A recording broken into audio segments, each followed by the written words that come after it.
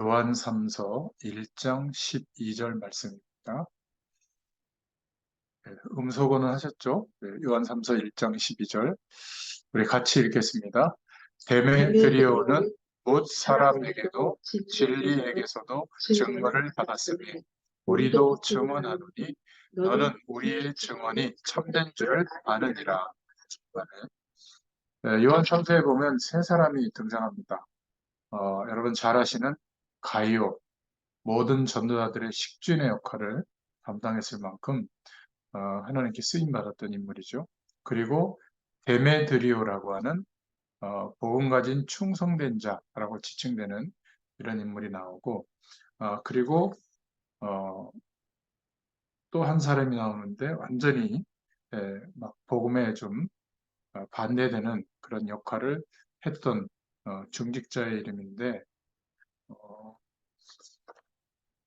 요한 3서 1장 9절에 보면 나옵니다. 디오드레베라는 인물이 나오거든요. 저는 짧은 요한 3서 1장의 내용이지만 이 세 사람의 중직자들, 또 초대교회의 중요한 어떤 인물들이기 때문에 요한 사도가 이렇게 이름을 거론하면서 말씀하지 않았겠어요?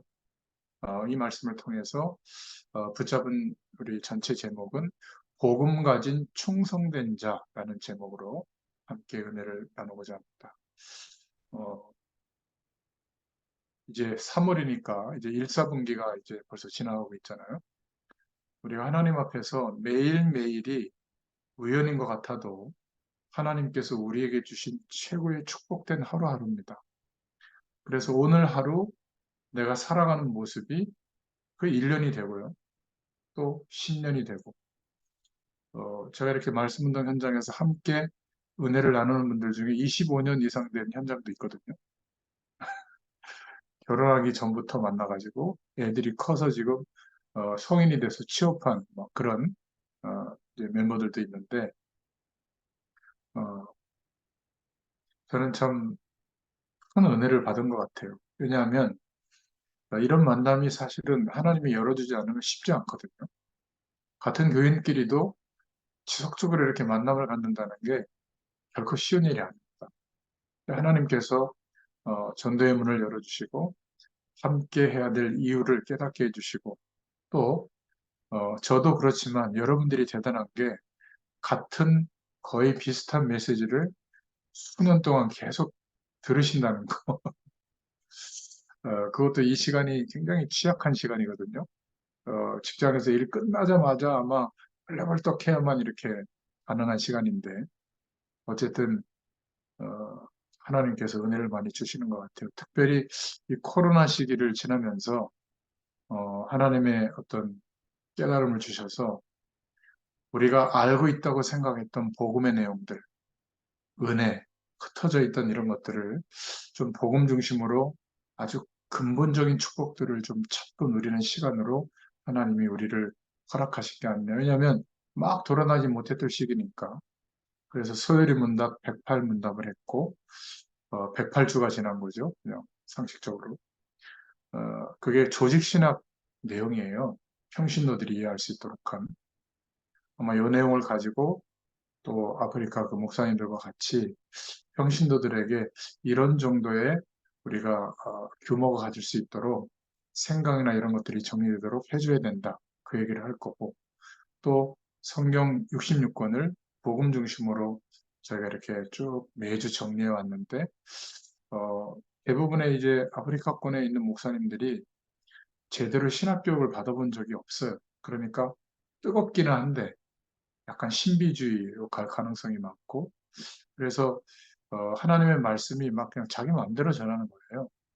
복음을 중심으로 성경을 전달할 수 있도록 막 그 작업을 하나님이 우리에게 시킨 게 아닌가 싶습니다.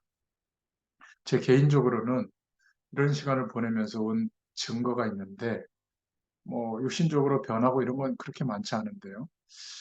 어, 제가 이렇게 넥타이를 메고 말씀을 전하잖아요. 이때는 되게 믿음 좋은 것 같아요. 근데 저도 살아가면서 자녀가 셋이 있고, 또 지금 이제 조금 지나면 우리 어르신들 앞에서 죄송한데 6학년으로 이제 주어들 것 같아요. 그러다 보면 많은 생각이 나잖아요. 인생에 대한. 그리고 어려움들도 저 역시 옵니다. 자녀들에게도 오고 가정에도 오고. 그런데 사실은 한참 전에는 이 복음에 대한 어떤 가치와 그 능력을 제가 이렇게 잘 붙잡지 못했을 때는 겉으로는 말을 안 하지만 속으로는 굉장히 걱정하고 참 염려도 많고 그런 문제와 어려움들이 막 흔들렸거든요. 근데 이 복음의 가장 근원적인 축복을 이 코로나 시기에 조금 찾아서 누리면서 전달하면서 제게 온 증거가 별로 흔들리지 않는 거예요. 물론 감정적인 사람이기 때문에 감정적으로 무악할 때는 있지만 근본적으로 제 중심이 흔들리지 않게 된 겁니다. 더 감사한 것은 이 목회자들이 믿음이 별로 없거든요. 겉으로는 있는 것처럼 하지만 언제 믿음이 있냐면 나에게 이익이 되거나 사람들이 나를 인정하는 일에는 믿음을 가지고 막 열심히 합니다. 근데 하나님이 내게 원하시는 일들이 다 그런 일들이 아니거든요. 아무도 안 알아주는 그 방향으로 하나님이 말씀이 임할 때가 있어요. 그러면 순종해야 되는데 그게 쉽지 않습니다. 이게 그냥 하루 이틀이 아니라 평생을 그렇게 원하시면 아멘할 수 있어야 되거든요. 왜냐하면 아무도 그 방향에 가서 하나님의 뜻을 전달하지 않으니까. 근데 제가 그런 하나님의 말씀이 임할 때 순종할 수 있는 믿음이 생긴 거예요. 계산하지 않고. 그럼 이게요, 기적 같은 일입니다. 목회자들이 아무 배경이 없는데 세계복음화, 전도와 선교를 할 수 있다? 이걸 확신하는 사람들은 그렇게 많지 않습니다. 주로 목회의 배경이나 사람들의 배경을 가지고 생각하거든요. 제게 온 그 증거 중에 하나가 뭐냐면 내게 깨닫게 하신 하나님의 부르심과 계획은 하나님께서 이루신다. 하나님이 준비하신 것을 반드시 이루신다. 제가 이것을 이 기간이 지나면서 100% 믿게 된 겁니다. 그러니까 언제쯤 내게 약속하신 그 축복들을 이루실까? 그런 응답이 오려면 얼마나 많은 사람들을 붙여주시고 얼마나 많은 여건을 허락하실까? 이런 것들을 주로 생각하는데 그것과 상관없이 하나님이 하실 것을 믿게 된 거예요. 그러니까 매일매일이 복잡하지 않고 오늘 주어지는 하루 속에서 하나님의 부르심의 방향에 맞춰서 어떨 땐 기다리기도 하고 어떨 때는 열심히 하기도 하고 또 안 좋은 상황이나 문제들은 또 도전해서 바꾸기도 하고 이게 이제 에, 아주 차분해지면서도 집중되는 그런 응답이 오게 된 겁니다. 뭐 예전에도 하루의 절반은 그런 응답이 왔다면 이제는 거의 이런 은혜 속에 있게 된 거예요. 그냥 말씀을 붙잡고 좀 기도하고 그 말씀 준비하고 제가 전달하고 이런 거밖에 없잖아요. 여지없이 이 시간이 되면 여기 아파트에 제가 오잖아요. 우리 박 집사님은 여지없이 이 시간이 되면 영상에 딱 나타나거든요. 저희들은 이렇게밖에 한 거 없는데 우리의 중심을 바꿔주시고 초대교회 역사하셨던 성령의 역사하심이 우리의 삶에 실제로 임하고 있다는 것을 보여주신 겁니다. 자, 그렇다면 감사하다라고 끝나겠습니까? 이 축복을 이런 하나님의 응답을 진짜로 체험한 사람은 누구를 보겠어요? 다음 세대를 보겠죠. 우리 후대들. 그리고 어, 나와 가장 가까이 있는 사랑하는 사람들에게 어떻게 하면 이 축복을 전달할 수 있을까? 이런 관심으로 하나님의 말씀을 보면 하나님의 말씀은 전부 그런 메시지입니다. 그래서 애굽 시대에도 보면 강대국 애굽을 통해서 그 당시에 세계복음을 한 게 아니라 노예들을 통해서 하셨어요. 우리는 막 대단한 응답이 오고 대단한 선곡이 와야만 하나님의 뜻을 대단하게 이룰 수 있다고 생각하는데 나라도 멸망당하고 포로로 끌려갔던 사람들을 통해서 하나님은 강대국 바벨론에 하나님의 살아계심을 나타냈거든요.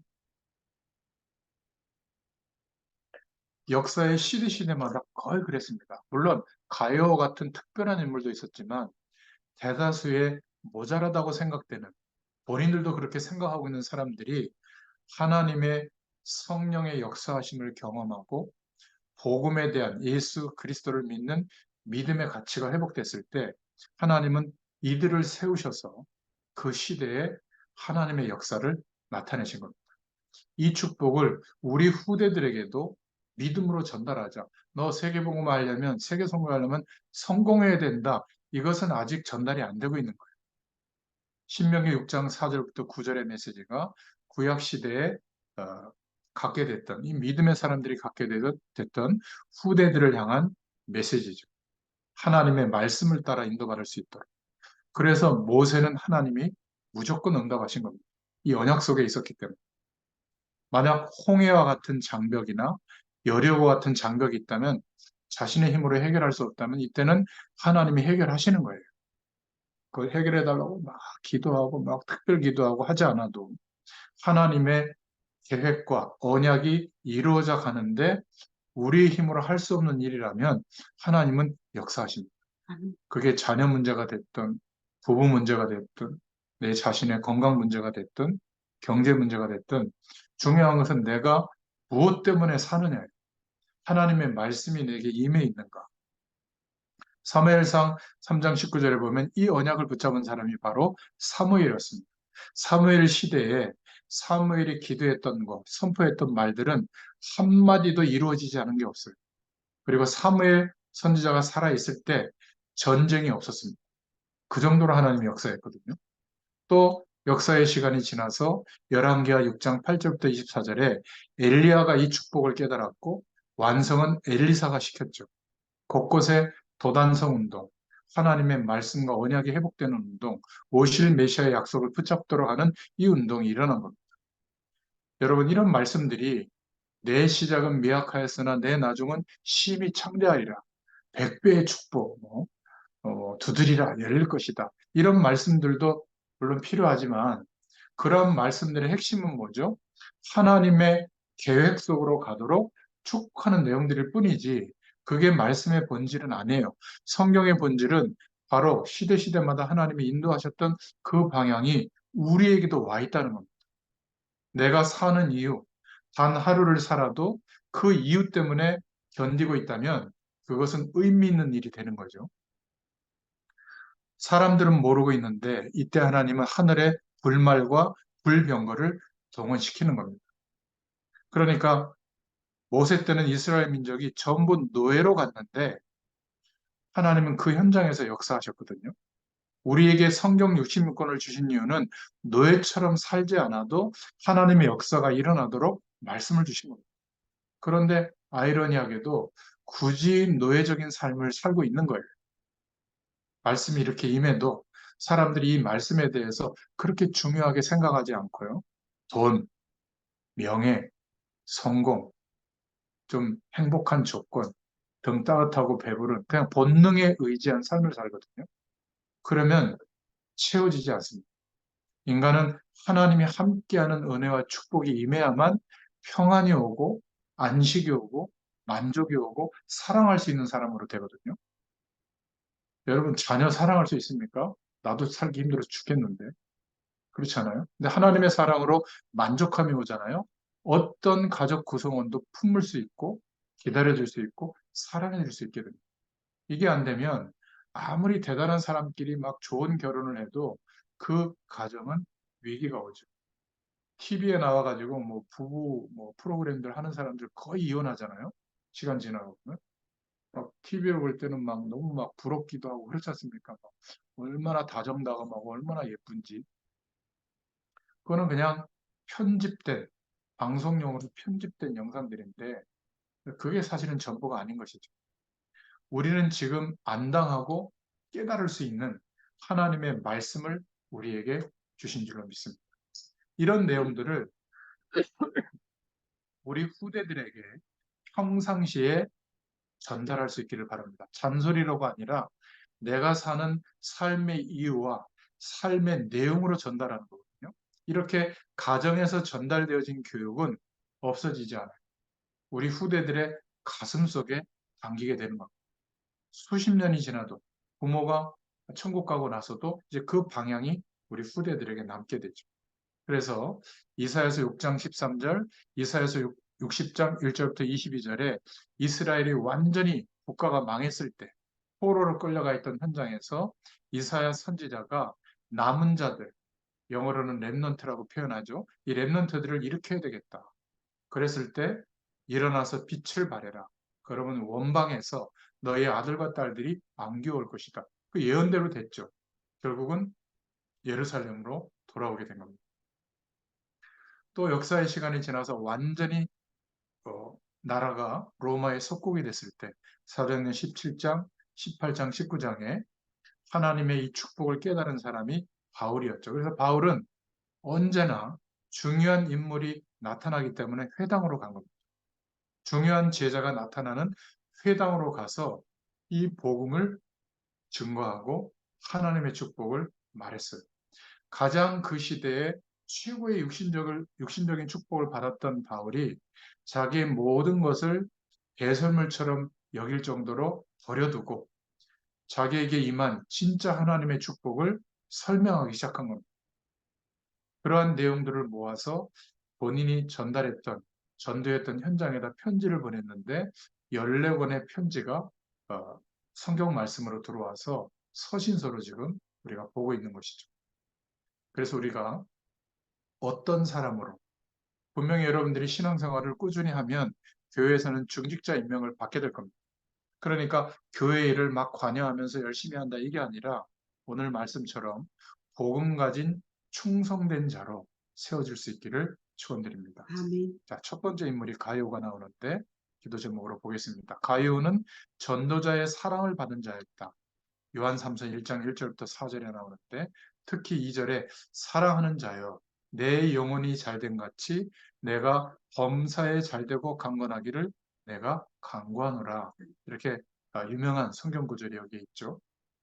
최고의 축복을 받은 가룟. 그 내용의 핵심은 전도자의 생각 속에 전도자가 늘 기도하는 기도의 배경 속에 있던 인물이 가룟이었던 요한삼서 1장 1절에 최고 전도자의 사랑을 받은 사람이었고 또 전도 제자들의 사랑을 받은 사람이었죠. 가룟은 요한삼서 1장 3절에 1장 4절에는 많은 성도들의 사랑을 받은 사람이었습니다. 그러니까 전도자가 기도할 때마다 감사 속에 있는 사람. 여러분도 이 축복을 누리시길 바라고 여러분들의 후대들에게도 이러한 축복이 전달될 수 있기를 바랍니다. 가정에서 교회에 대한 부정적인 이야기, 목회자에 대한 부정적인 이야기를 하면 자녀들이 그거를 듣거든요. 여러분, 목회자가 훌륭해서가 아니라 목회자를 통해서 하나님의 말씀이 전달되잖아요, 매주일날. 그러면 어떻게 해야 되겠어요? 보통 목회자들은 일반적인 엘리트들의 상식 수준의 중간치보다 약간 모자라는 게 목회자들이에요. 어쩔 수 없습니다. 그 정도의 교육도 못 받았고 그 정도의 인생의 고난을 통과한 것도 비교적 평균치가 낮아요. 그러니까 인간적으로는 이해하시면 되고요. 하나님께서 말씀을 심부름하게 하는 죄종으로 생각하고 그 말씀을 받아야 될 거 아닙니까? 예배 시간에. 근데 사람에 대해서, 목회자에 대해서 아예 부정적인 생각을 갖고 있다. 그러면 설교 자체도, 말씀 자체도 그냥 세상에 성공한 사람들의 교훈이나 성공한 사람들의 이야기보다 훨씬 못하게 들리는 겁니다. 이게 너무 안타까운 것이죠. 하나님의 마음이 담긴 축복 기도를 받은 인물이 바로 가룟이었다. 기억하시기 바랍니다. 영혼이 잘 되기를 간절히 원하는 축복 기도. 그와 같이 범사에 잘 되기를 원하는 기도를 받았고 강건하기를 원하는 축복 기도를 받았다.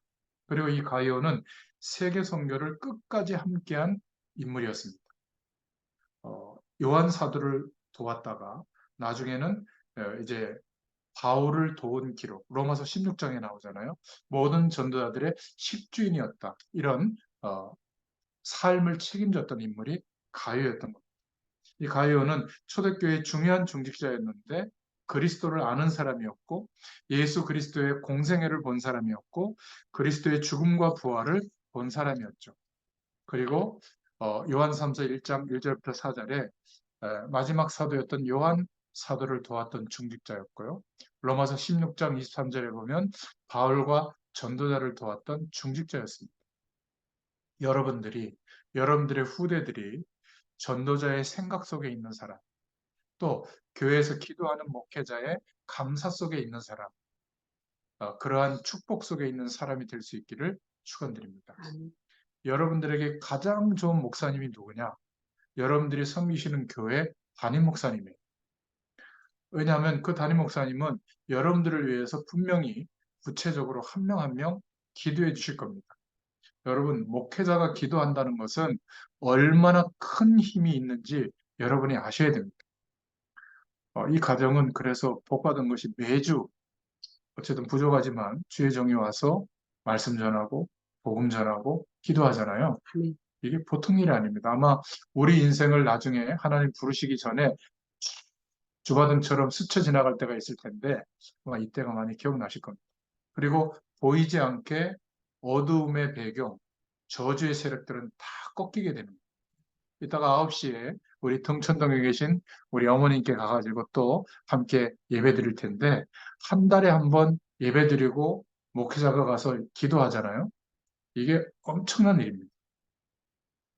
거의 교회를 다녀도 목회자가 한 번 올까? 돌아가시기 전까지. 그런데 이런 기회를 주셨다는 것은 정말 감사하셔야 돼요. 우리 후대들에게도 어, 제가 어린 시절의 기억이 나는데 시골에서 저는 아버지가 젊으실 때 장로님이 되셨거든요. 그래서 항상 목사님께 방문할 때는 뭐 이렇게 조금 뭐 고기라든지 뭐 이런 거를 사갖고 가시는데 저보고 딱 들게 했어요. 꼭 같이 데리고 갔거든요. 제가 장남인데. 그러니까 어릴 때 가면 목사님이 뭐 고맙잖아요. 그러니까 축복 기도를 저한테 해주시고 용돈을 주셨어요. 근데 저는 목사님의 축복 기도 이거보다는 그 용돈 받는 재미에 이제 갔는데 저희 아버지가 그때부터 이제 서울에 와서 큰 교회에 계실 때도 재정 장로를 항상 보셨는데 항상 교회에 대해서 부정적인 얘기는 하지 않으세요. 제가 그걸 보고 자랐거든요. 그리고 목회자에 대한 고마움이 제 마음속에 항상 있어요. 제가 우리 교회에서도 지금 30명 가까이 있기 때문에 목사님의 모자란 부분 다 압니다.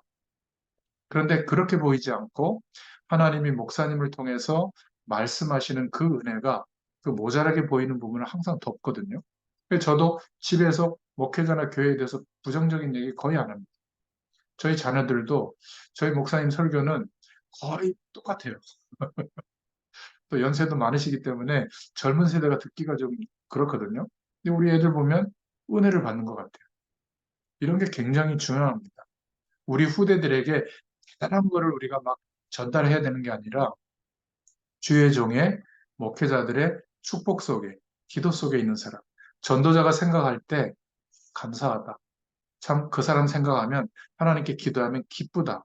이런 분들은요, 하나님의 역사하심 속에 있는 줄로 믿으시기 바랍니다. 그 아멘. 인물이 바로 가이오였어요. 그리고 목회자가 볼 때는 대단한 사람을 보는 게 아니라 과연 이 사람이 복음운동을, 전도운동, 선교운동을 끝까지 함께 할 수 있는 사람일까? 그런 믿음에 가는 사람일까? 이런 것을 굉장히 보거든요. 어, 일단 여러분들은 그런 분들인 것 같아요. 아멘. 어떤 경우와도 흔들리지 않을 사람. 목회자는 실수할 수 있는 사람이에요. 그래도 기도하면서 도와줄 수 있는 사람. 이런 사람들이 초대교회는 많았습니다. 특히 가이오가 그런 인물이었죠. 그래서 우리 후대들에게 학교를 다닐 때는 선생님에게, 또 대학에서는 교수님에게 마음속에 담기는 사람이 되라. 통해야 되거든요. 또 교회 속에는 목회자의 기도 속에 있을 수 있도록, 또 부모님들에게는 부모님의 기대 속에 있을 수 있도록, 이렇게 은혜 받을 수 있도록 좀 도와줘야 됩니다. 야곱은 아들들이 많았지만 요셉 말고는 별로 기대를 안 걸었던 것 같아요. 성경을 보면. 다윗의 아버지 이새는 다윗의 마음을 줬고 또 다윗에 대해서 언약이 임한 것을 알고 기대를 했습니다. 여러분, 우리가 부모된 자로서 복음 가진 1세대로서 다음 세대를 위해서 기도하고 있다면 이 기도의 능력은 어마어마한 겁니다. 응답이 안 오는 것 같아도 정확하게 하나님의 시간이 되면 다 응답이 됩니다. 복음 안에서 특히 기도한 기도는 천만 배의 역사하는 응답이 일어나게 될 줄로 믿습니다.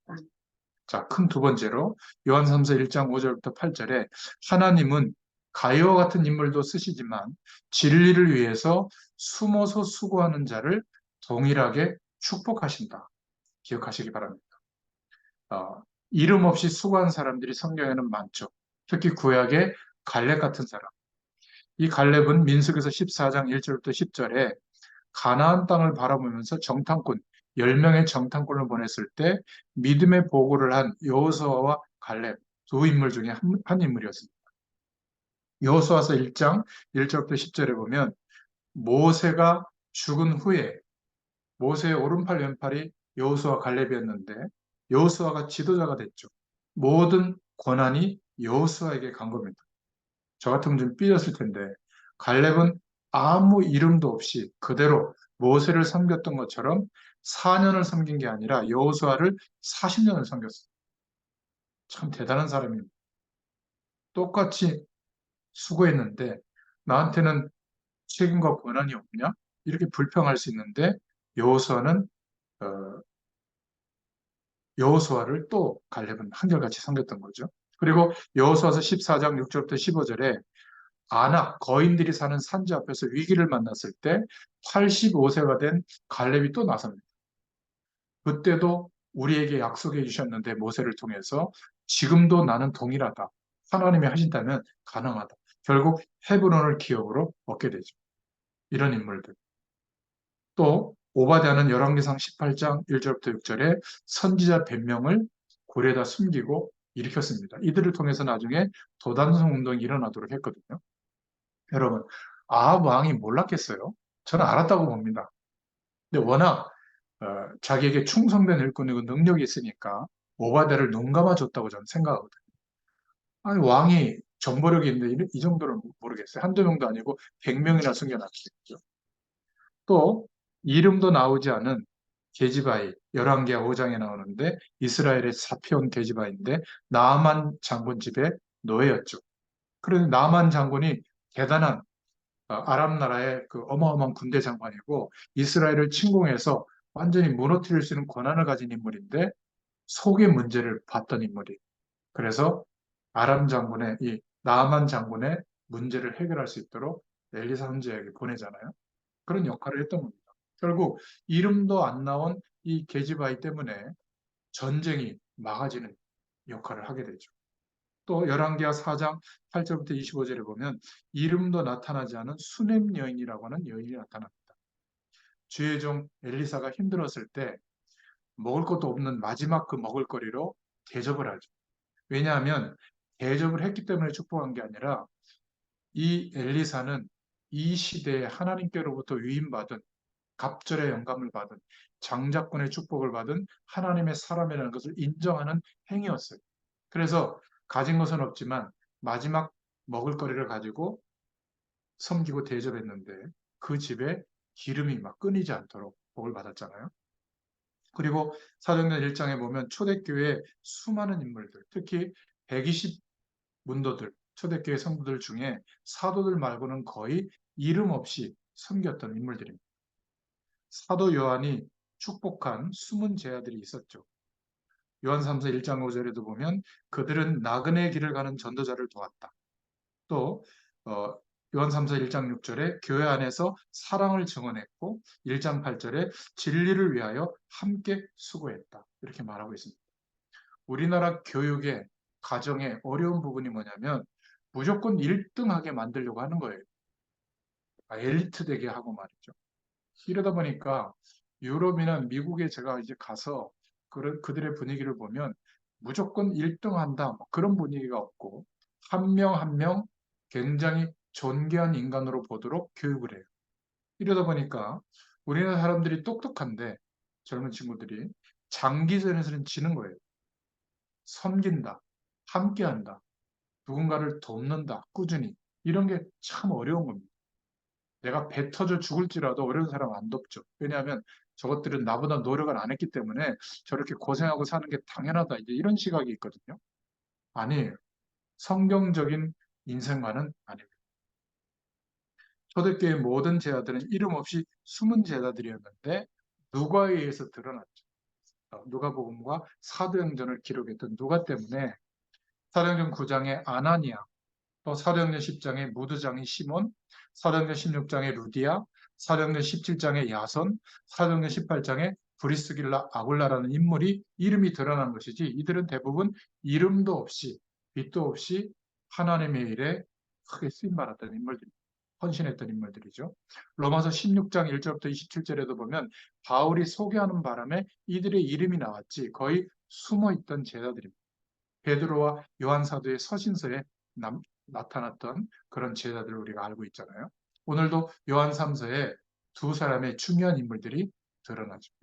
그래서 우리 후대들에게 꼭 전달해줘야 될 내용이 뭐냐면, 우리가 드러내야 하는 것도 있지만 숨겨야 되는 게 있다. 이게 작은 교육이 아니라 어마어마한 거예요.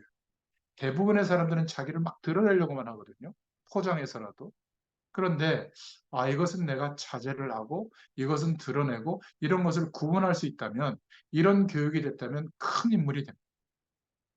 그리고 반드시 우리는 살아가는데 전문성도 있어야 되지만, 나의 전문성은 내 주관이잖아요. 그런데 이런 전문성이 없는 모자란 사람도 볼 수 있는 합리성도 있어야 돼요. 저 사람의 인생을 그 인생 그대로 존중하고 봐줄 수 있는 이해력도 있어야 되거든요. 그리고 생활 속에서 무조건 막 열심히 하는 게 아니라 할 것이 있고 안 할 것이 있다. 이걸 억지로 말로 하는 게 아니라 나의 삶을 통해서 후대들에게 보여줘야 될 줄로 믿습니다. 겉모습을 치장하고 문화적 환경에서 더 편안하게 누리려고 하는 모습은 보여줘도 돼요. 어쩌다가 한번 보여주면 됩니다. 그런데 대부분 명품, 성형, 신분 세탁을 해서라도 굉장히 괜찮은 사람인 것처럼 포장하는 것, 이런 것들은 굳이 안 보여줘도 되는데, 요즘 부모들은 나서서 그거를 적극적으로 해주려고 한단 말이죠. 저는 좀 문제라고 봅니다. 이것은 왜 해야 되는가? 이것은 왜 안 해도 되는가? 이런 것들이 전달돼야 되거든요. 누구를 통해서요? 이거는 교사들이 할 수가 없어요. 사회에서 가르칠 수가 없습니다. 가정에서 부모된 우리 1세대들이 복음 안에서 이런 삶을 살면 당연히 전달되게 돼 있습니다. 자, 세 번째로 요한 3서 1장 9절부터 11절에 항상 기억해야 될 것이, 진리를 막는 자들은 언제나 있다는 것. 우리 후대들이 이제는 한국에만 있지 않고 외국에 나가서도 살게 되는 시간이 있을 텐데, 제일로 외국에 간 사람들이 상처받는 게 뭐냐면 교회 안에 문제들 때문에 그래요. 좀 힘들게 하는 사람들 때문에 교회마저도 떠나는 이런 모습들을 보는데, 좀 알고 있어야 됩니다. 그래야 분별할 수가 있죠. 복음 운동에는 반드시 방해자들이 있지만 두려워할 필요가 없다. 출애굽기 14장에 원망을 심어서 출애굽의 역사를 방해했던 인물들이 있었고, 민수기서 14장에 불신앙을 심어서 소동을 일으켜가지고 가나안 정복의 역사를 방해했던 이런 인물도 있었고요. 열왕기상 18장에 백성의 마음을 하나님에게서 멀어지게 했던, 아합 왕의 마음을 미혹하게 만들고 복음을 막았던 그런 거짓 선지자들이 있었습니다. 그리고 초대교회를 막 핍박했던 유대인들, 그죠? 또 중세 시대에 종교개혁자들을 박해하면서 복음을 막으려고 했던, 18세기, 19세기에 전도자를 박해하면서 복음을 막으려 했던, 또 우리 시대에도 두리뭉실 이렇게 편안하게 이렇게 세상하고 비슷한 분위기를 띠면 사람도 많이 모이고 뭔가 이렇게 분위기 속에서 이렇게 으쌰으쌰 하는 게 있거든요. 근데 그게 아니라 오직 복음 이러잖아요. 싫어합니다. 저는 오직 복음하면 좋아할 줄 알았는데 싫어해요. 부담된다. 요즘은요, 집에 신방 오는 것도 싫어합니다. 부담된다. 그러니까 그냥 무슨 극장식 식당에 가서 밥 먹고 오는 것처럼 이렇게 화려한 조명에다가, 요즘은 뒤에 다 큰 화면들이 있잖아요. 그 화면을 보고, 그러니까 목회자들은 무슨 연기자가 돼야 되는 거예요. 막 멋있게 하고 막 화려하게 해가지고 막 스포트라이트를 막. 그러니까 설교도 딱 30분 안쪽으로. 그래야 좋아하지. 저처럼 아니 이거 일장을 가지고 무슨 1시간씩 하냐. 인기 없습니다. 아니 하나님이 편지를 전달했으면 전달해야죠. 그죠? 어떤 분이 저한테 그러더라고요. 임 목사님은 좀 교만하게 사역을 하는 것 같다고. 모든 사람들을 배려해서 말씀도 전해야지 왜 말씀이 필요한 사람에게만 해당되는 말씀만 하네요. 저는 그렇게 합니다. 복음이 필요한 사람, 복음이 언제나 필요하고 풍성한 은혜를 받기를 원하는 사람, 그들이 이 말씀을 들으면 충족이 될 겁니다. 그렇지 않은 사람은 그냥 예배 빨리 드리고 가서 그 다음 스케줄을 따라가야 되는 사람들은 아마 싫을 거예요. 여러분, 진리를 막는 사람들은 항상 있었습니다. 오늘 요한 3서 1장 9절에도 나오는데 디오드레베라는 인물이 나오거든요. 이 사람의 특징이 뭐냐면 으뜸되기를 좋아하는 자다. 1장 9절. 자기가 드러나기를 원하는 거예요. 그 공동체 안에서. 그러니까 자기가 으뜸되지 않으니까 전도자도 박해한 거예요. 1장 9절. 자기가 으뜸되려고 하지만 안 되니까 사람들을 악한 말로 비방했어요. 1장 10절에. 비방하는 것으로 끝나지 않고 자기가 으뜸되려고 막 선동한 겁니다. 1장 10절에 그러다가 말 안 듣는 교인들을 막 교회에서 내쫓는.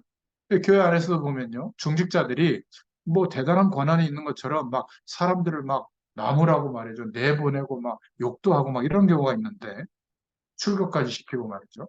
이때도 있었습니다. 이럴 수도 있다는 것을 우리 후대들에게 강하게 심을 필요는 없지만 이해시킬 필요는 있다. 그래서 분별할 수 있도록. 그러나 기억해야 됩니다. 소수의 진리가 다수의 비진리를 항상 이겼어요. 소수의 전도자가 다수의 비난자를 이겼습니다. 왜냐하면 복음은 약한 게 아닙니다. 복음의 능력은 반드시 승리하게 하십니다. 요한 3서 1장 1절부터 2절에 한 명만 있어도 승리하게 된다. 네가 바로 그런 인물이 되라. 이렇게 심어줘야 돼요. 한 팀만 있어도 승리하게 된다. 요한 3서 1장 1절부터 8절에 1장 6절에는 한 교회만 있어도 승리한다. 지도자 한 명만 있어도 올바른 복음 가진 충성된 사람 한 명만 있어도 승리하게 된다. 전도 운동을 하는 사람을 통해서 하나님은 세계를 변화시킵니다. 1장 15절에. 이것을 강하게 심어줄 필요가 있어요. 우리 후대들에게. 다른 사람이 다 흔들흔들대도 너 하나만 흔들리지 않는다면 바뀐다. 영적인 축복은 전달된다. 하나님은 요셉 한 명으로 그 시대를 바꾸셨잖아요. 전부 두려워서 떠는데 다윗 한 명은 골리앗 앞에서 하나님의 나타나심을 증거한 인물입니다. 너 한 명이면 된다. 이렇게 심어서 이제 자신의 인생을 시작하게 하면 어, 중요한 하나님의 응답을 누리게 될 줄로 믿습니다. 이러한 것들을 너무 부정적으로 보지 않도록 우리가 주의해야 돼요. 아이들에게 전달할 때. 우리는 긍정적인 거, 부정적인 거 같이 봐야 되는 겁니다. 우리는 복음의 기준을 가지고 어떨 때는 부정적인 것을 말하는 것 속에서도 하나님의 음성을 들을 수 있어야 되고 긍정적으로 말하는 것 속에서도 사단의 속삭임을 볼 수 있어야 돼요. 무조건 긍정적이라고 다 좋은 게 아닙니다. 가장 긍정적으로 말하는 사람들이 누구죠? 다단계 하시는 분들 아니에요? 뺀다는 거죠. 막 100배, 막 1000배 된다고. 막 통장도 보여주고 그러지 않습니까? 그런 것들은 참고하셔야죠. 분별해야죠. 하나님이 원하시는 일은 거의 다 뭔가 세상적이지 않아요. 뭔가 좀 어려울 것 같고 내 인생을 막 허비해야 되는 것 같고 그렇거든요. 그런데 그 방향에 우리는 부정적인 얘기를 굳이 많이 귀담아 드릴 필요는 없어요. 참고는 하되 하나님의 말씀을 의지하여 확정을 주시면 우리는 인도받으면 되는 겁니다. 또 남의 말을 좀 조심스럽게 할 수 있도록. 큰 인물들은 축복받은 사람일수록 남의 말을 함부로 잘 하지 않습니다. 그리고 이 시대에는 악한 자들이 너무 많기 때문에 우리가 말 잘못하는 거 가지고 예전에는 정보가 노출되지 않을 때는 그 범위 안에서만 얘기를 했단 말이에요. 근데 이제는 우리가 말한 내용이 다 이제 SNS나 이런 데로 막 드러나니까 유명한 정치인들, 뭐 지도자들, 연예인들 전부 다 그 말 한마디 때문에 딱 꼬투리 잡혀가지고 그냥 인생이 끝나는 경우도 많거든요. 특히 다른 사람에 대해서 우리는 복음을 전해야 되니까. 그렇죠? 그리고 반드시 가는 곳마다 사고를 일으키는 문제아들이 있어요. 이런 사람들을 분별할 수 있도록 미리 얘기해 줘야 돼요. 그러면 손해를 보지 않게 되겠죠. 자, 마지막 네 번째로 요한 3서 1장 12절 15절에 하나님은 복음에 충성된 자들을 사용하십니다. 그래서 데메드리오를 12절에 말씀하고 있는 거죠. 어, 복음에 충성된 자, 우리 아이들에게 비판적으로만 얘기하면 부정적인 시각이 담기기 때문에 정확하게 이야기해 줄 필요가 있습니다. 마태복음 16장 13절부터 15절에 예수 그리스도를 믿는 믿음이 복음이다. 종교는 뭐냐? 이거를 구분할 수 있도록 설명해 줘야 돼요. 알아듣도록. 비슷한 복음도 있고, 여러분, 복음 흉내낸 게 뭔지 아세요? 불신자들이? 하나님 모르는 사람들이? 왜 이사할 때 돌리는 팥떡, 붉은색 떡이잖아요. 중국 사람들은 붉은색 좋아하거든요. 붉은 옷, 집에도 막 붉은 띠 두르고, 막 명절 때 보면 붉은 막 스티커 같은 거 붙여놓고, 왜 그런 줄 아세요? 피의 약속을 사단이 속인 거예요. 그러니까 사람들이 붉은색을 자꾸 이렇게 뭔가 신적 영향력이 나타난다고 생각하는데 그게 이제 섞여 있는 복음, 비슷한 복음인 거예요. 또 무속인들이 막 닭피 뿌리고 막 닭피로 막 부적수고 하는 게 다 그게 변형된 거거든요. 뭔가 이렇게 주워드는 건 있어가지고 흉내를 내고 있는 거예요. 예수 그리스도의 피, 그 보혈은 모든 죄에서 사는 중요한 내용이 되는데 다른 짐승의 피는 아무 해당 사항이 없는데 막 그런 거를 신경 쓰는 거예요. 교회도 마찬가지입니다. 섞여 있는 복음.